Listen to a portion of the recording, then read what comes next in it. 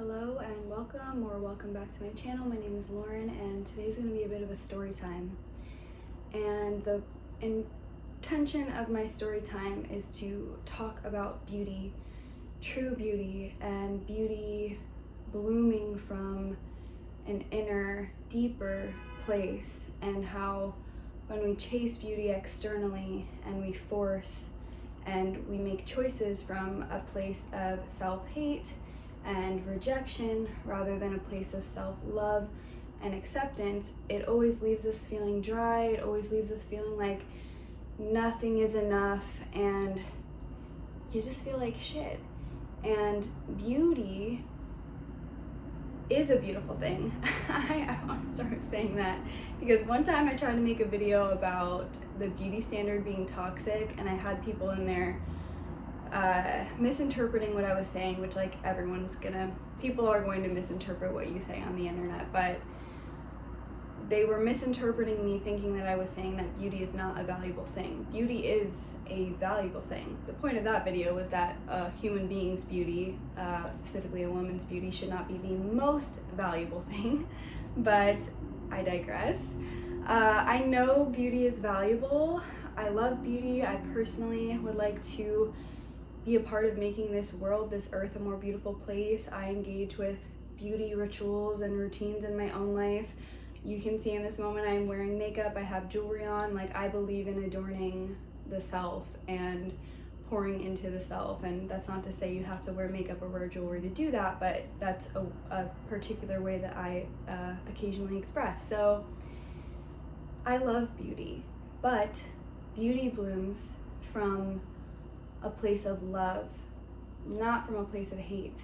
And trying to outsource your beauty and disconnect from yourself in the process of doing so will leave you feeling dry. It'll just leave you feeling like shit and like nothing's ever enough. And so to begin my story, when I was 19 years old, I was super insecure, super physically insecure, like hated myself.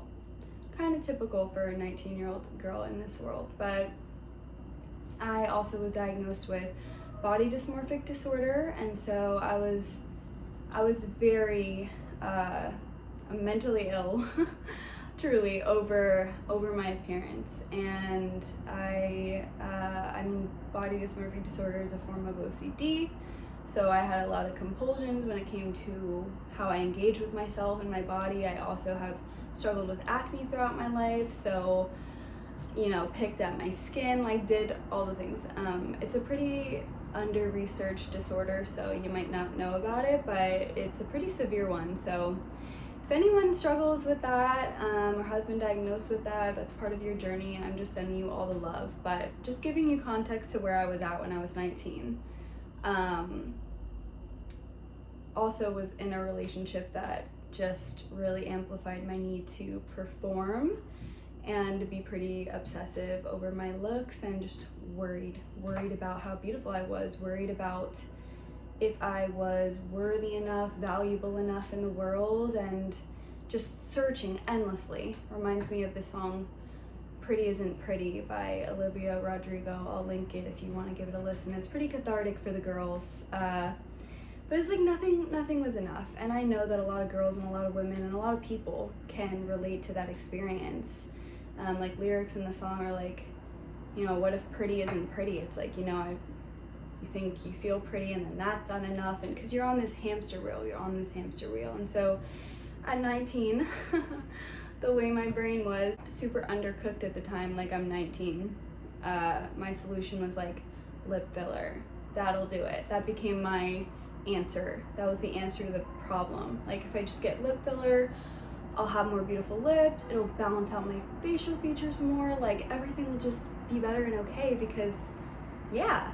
And so I was ready to pour my money, my time, my energy, just like invest into a form of self-loathing, like telling myself that I'm not enough. And my personal belief around tweaks and plastic surgery and all those kinds of decisions to like literally go in there like pretty invasively and fuck with your features, your natural features. I I don't think that's an empowering act, and I'm not judging anyone who does it. And I think that we live in a world that makes it really, really easy to seek that out and to want to do that. But I personally believe that that just fuels self-hate, and it fuels the idea, the notion that we are not enough as we are, and we can see how much money that industry brings in. I don't know what the statistic is on it, but I know that it's pretty bad, especially for women.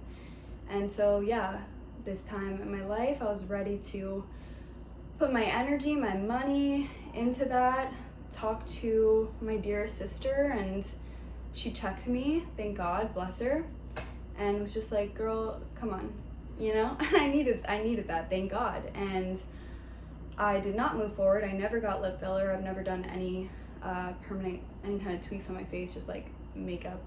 But I was ready to do that, and it makes me so sad for that version of self. And I'm not that much older than I was then, and I'm already looking back on that being like, oh my God, you know, I know how much I would have regretted even just by now doing that. And I think about us young women and how we will look back, highly likely that we will look back when we're a bit older and just think, oh my God, you were such a lovely girl. I am so sad for myself that I expended my energy on self-hatred and self-rejection rather than putting my time, my energy, my money, investing that into things that really lift me up, that boost me up. Like, God, how many of the girls have wasted their fucking money on some kind of like lip filler or lip flip or Botox or like whatever. Like, there are girls getting Botox in their 20s. Like, it's sick. It's sick. It's sick in the head. Like, I was sick in the head, so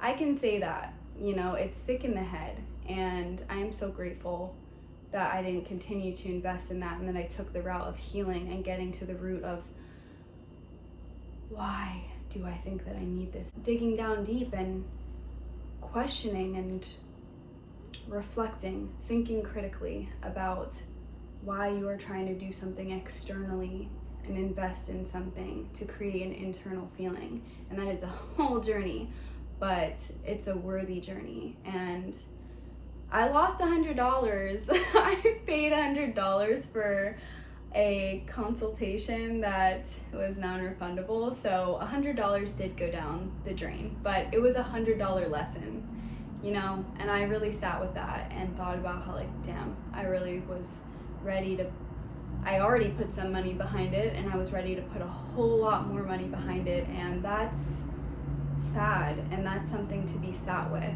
And like, oh my goodness, I just think about us as children, and like, I think about the idea of looking at your young child self and looking at her or him or anyone and just thinking that they need to change something. It's so sad what happens to us as we get older as adults. For me, I like was hardly an adult. I was 19 years old, and I had insecurities and issues from so much younger than that. Like, middle school is really brutal, you know?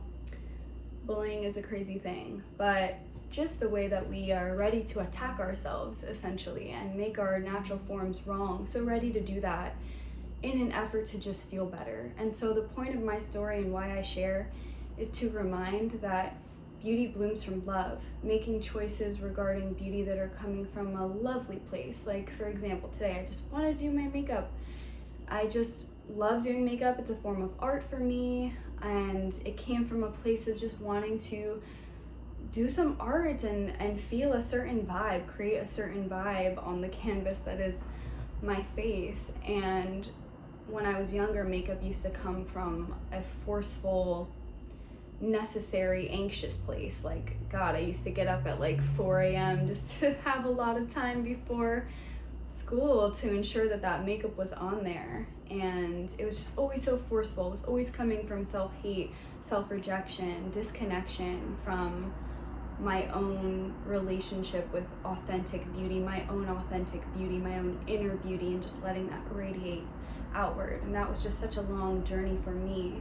But like I said, it's a worthy one, and I think it's one that a lot of girls and women are on, and people in general, just coming into deeper self-love and self-acceptance and embracing yourself and your natural, authentic form, and not feeling like you have to conform to something or contort and be something that you are just not in order to create a feeling. That feeling is only going to come from inside, and from there you can play with beauty externally in a way that like really resonates with you and lands, but not from a place of self-hate, not from a place of self-rejection and disconnection. And I just wish for everyone to really feel that from inside and cultivate that relationship with beauty on your own. So thank you for listening to my story.